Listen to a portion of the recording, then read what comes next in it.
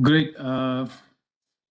Welcome back, everybody. Hope we all had a good break, whether it was lunch like here on the East Coast or breakfast or dinner, and that you are all rejuvenated for the remainder of the workshop. We'll start off with sort of a keynote presentation, and then we'll get into the panel, the breakout sessions. Let's kick off the afternoon with an excellent presentation coming up from Dr. Jennifer Dressman. It's truly a pleasure and a privilege to introduce a dear friend and a brilliant scientist, Professor Jennifer Dressman. She says she's retired recently as a professor of pharmaceutical technology at the Goethe. I'm not going to pronounce it correctly, so pardon me in advance. Goethe University in Frankfurt, Germany. Knowing Jenny, she will never retire from active research, and you will see example of that.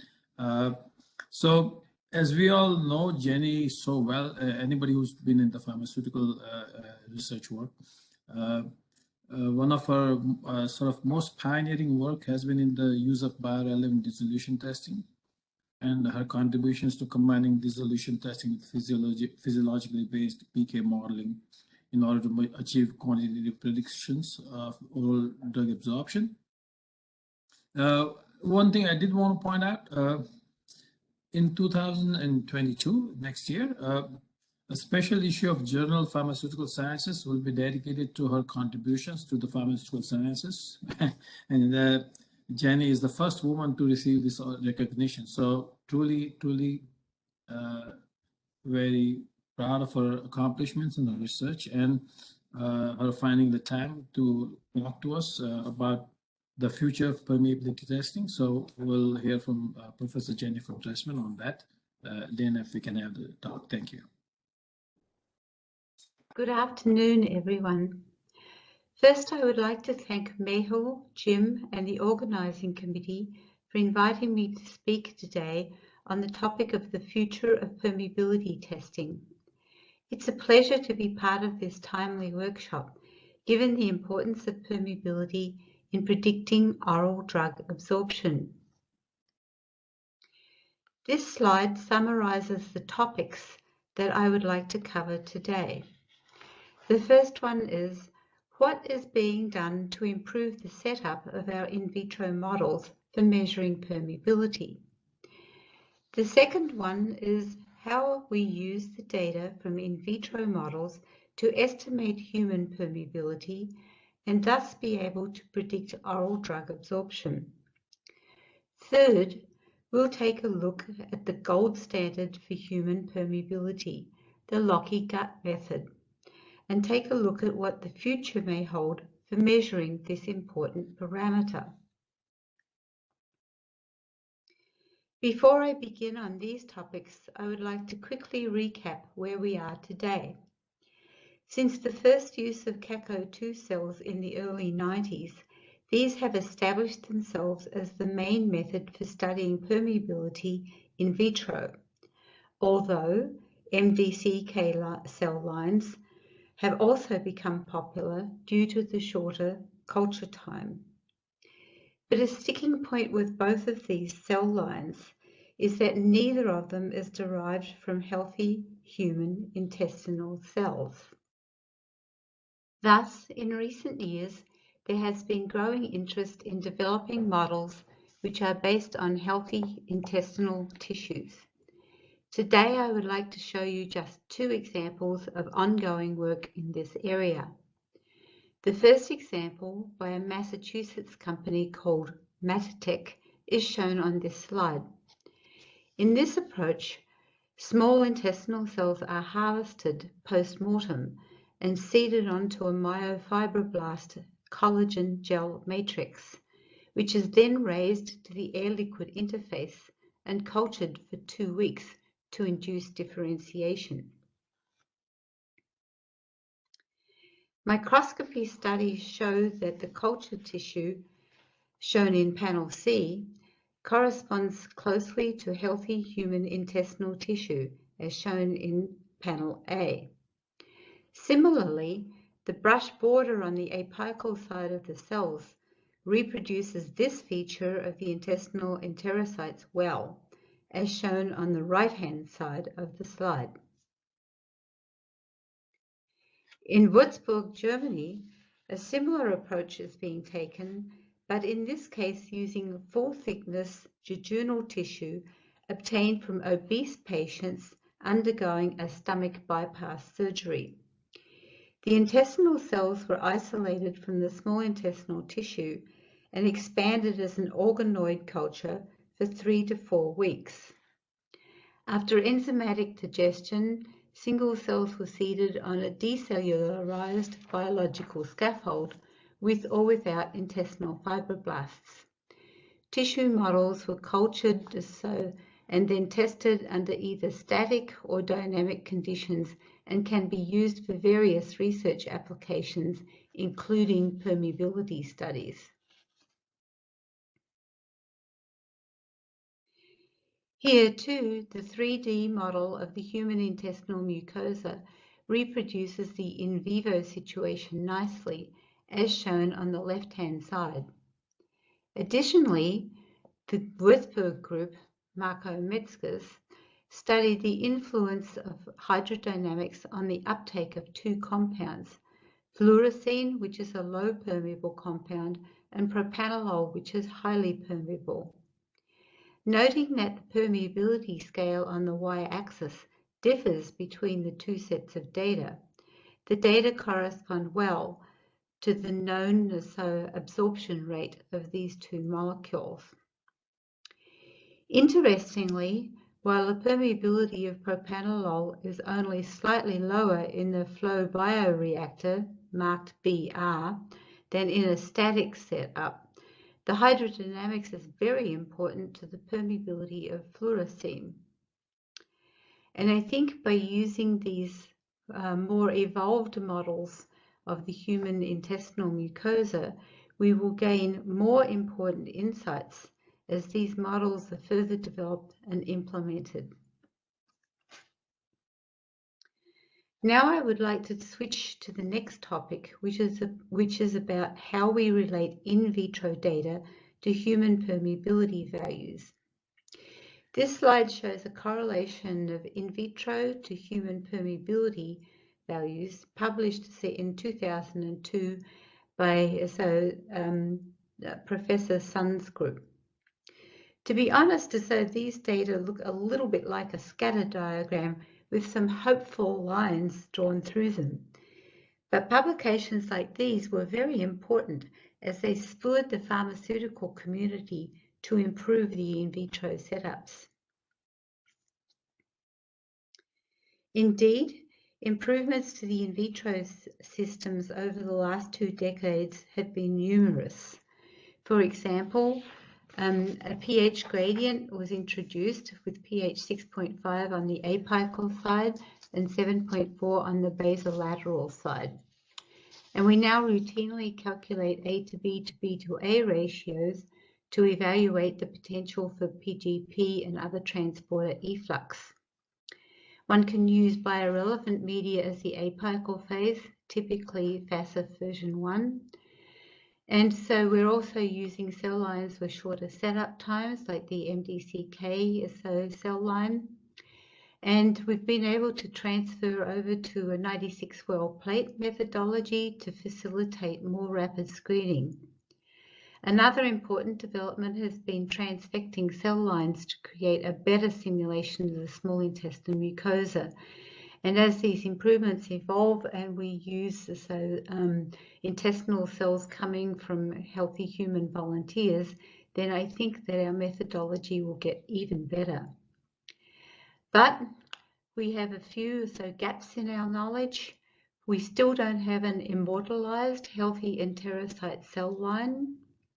Our methods lack the ability currently to differentiate between duodenal, jejunal, ileal and colonic permeability, and it's difficult to assess transporter contributions to permeability vis-a-vis the passive diffusion so most of the time we're using CAC02 cells and MDCK, which are not derived from healthy intestinal cells.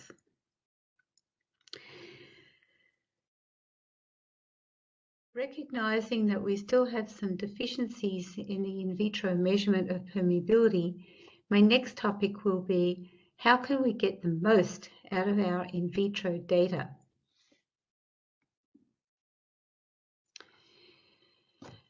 This slide shows how the in vitro permeability is currently used to generate an absorption rate in a popular PBPK program, SimSip.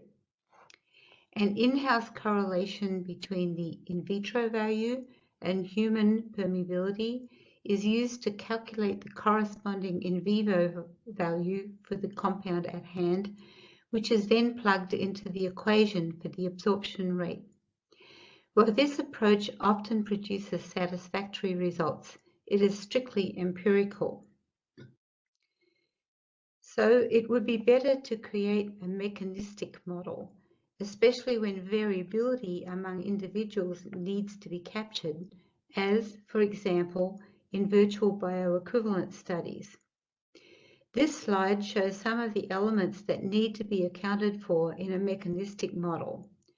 From potential trapping of the compound in a cyclodextrin formulation, shown at the bottom left-hand side, through diffusion in the unstirred water layer, shown in the middle, to accounting for a potential contribution from paracellular absorption.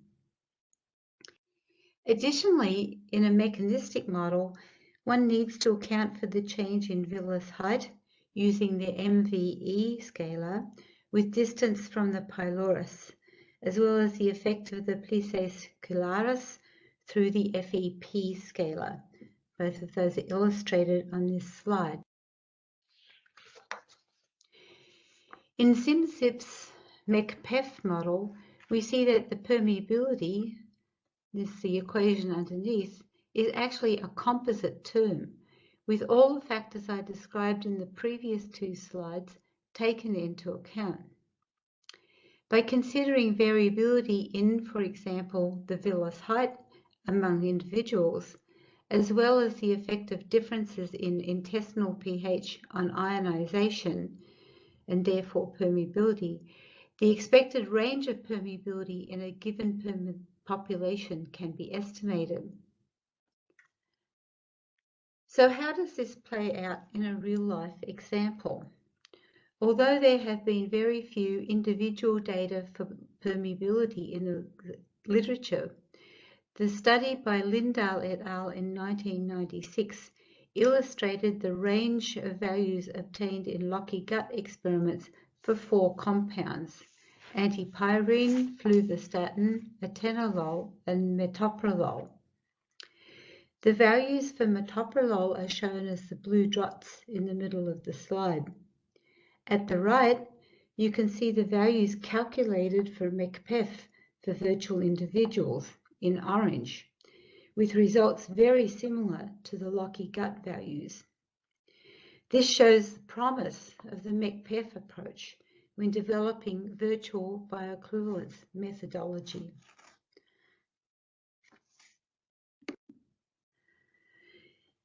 In the last few minutes of my talk, I would like to address a topic that has been allowed to lapse somewhat in recent years, the direct measurement of permeability in humans. The setup is shown in this slide. The Locky gut is an intubation method. The subject is intubated and the tube is allowed to move down the GI tract until it meets the desired location.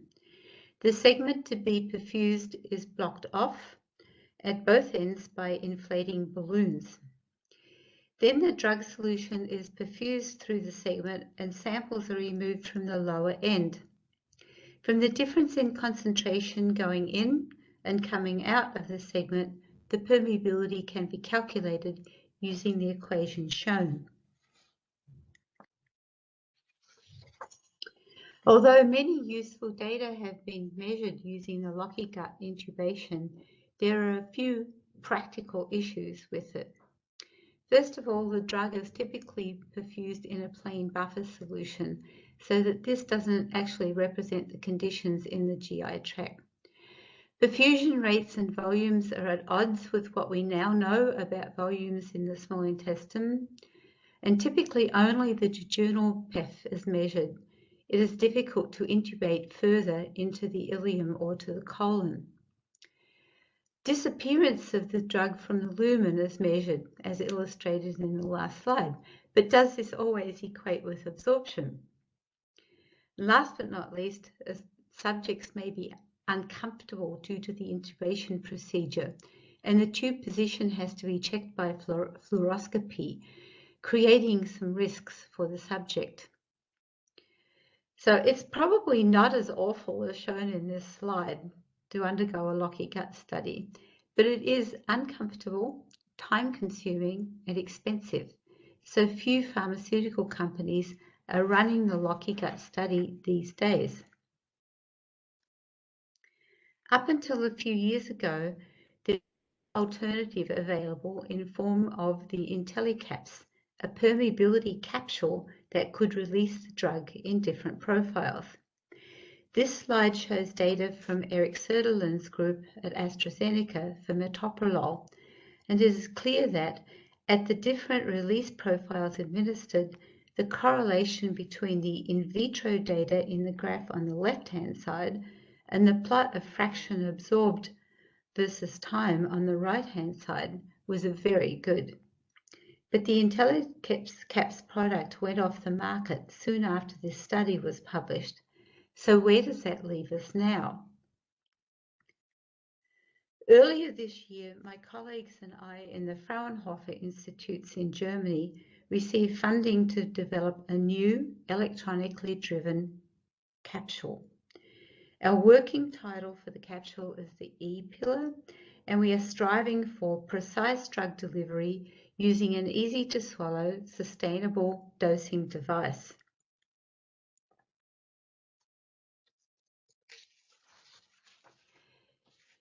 The E-pill will have a modular design. It will be easy to swallow. One can follow its position in the GI tract using sensors, and the release can be triggered once the E-pill has reached the desired location. The release period can be short, 10 or 15 minutes to measure permeability at a single location in the GI tract, or longer, over hours, to simulate a controlled release profile.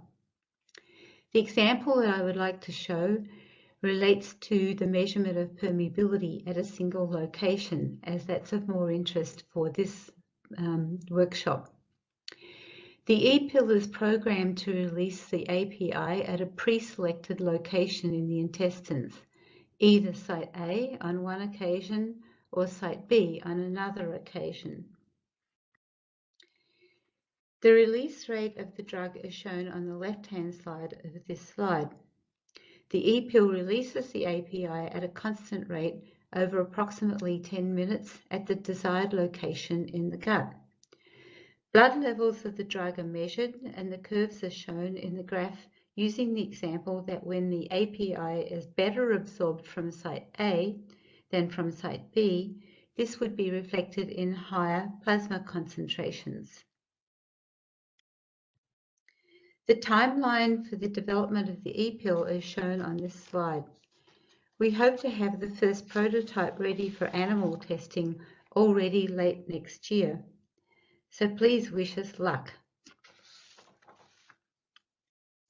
On that note, I would like to finish my talk by thanking David Turner for the slides on MECPEF and his very substantial contributions over the years in modeling and drug absorption in PBPK models. Great work, David. I'd also like to acknowledge my colleagues at Fraunhofer. It takes a tremendous amount of work and it's a huge microengineering expertise to develop an electronic permeability capsule. Last but not least, greetings from the 3 institutes, IZM in Berlin, EMFT in Munich, and my own institute, ETMP in Frankfurt, and many thanks for your attention.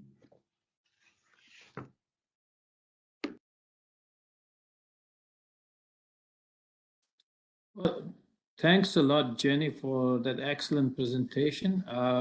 And from me, and I'm sure for a lot of us, lots of luck with the EPL. I can't wait to see, like hopefully commercialization of that EPL and very exciting, promising data in vivo data. That would be a nice handle on doing pretty neat studies. So all the best wishes and good luck from all of us. And thank you very much again for an excellent presentation. Unfortunately, the way we are scheduled, we don't have much time for Q&A individually with you. Otherwise, that would have been really, I'm sure the audience would have enjoyed it. But I think we need to move on to the next segment of the program. We have a few minutes, but maybe I think that can help us in getting like connected with the new session. So Dana and Jim, you want to take over? Maybe Dana explain us to switch, and then any other instructions, Jim. Thanks. Yes, you should have received 2 emails towards the end of last week. One for the 2 o'clock session and one for the 3 o'clock session, and each email provides the URL for connecting to the different breakout sessions. So if you just want to leave this main meeting and go to those respective breakout sessions, the one at 2 o'clock and the one at 3 o'clock, and then after the 3 o'clock session is done, if you can just come back to this main meeting link, and we will have closing remarks and summation of the day. So at that time, this concludes this portion of the workshop, and we will head off to the respective breakout sessions. Thank you. But thank you, folks. So find those links, and then let's switch over to the breakout sessions. Whichever order that you have received them in, and we will connect with everybody at 2 o'clock on the first one. So we have a few minutes to figure this out, and good luck to everybody, and talk to you all soon. Thanks. Jim, you have anything else to share before we break?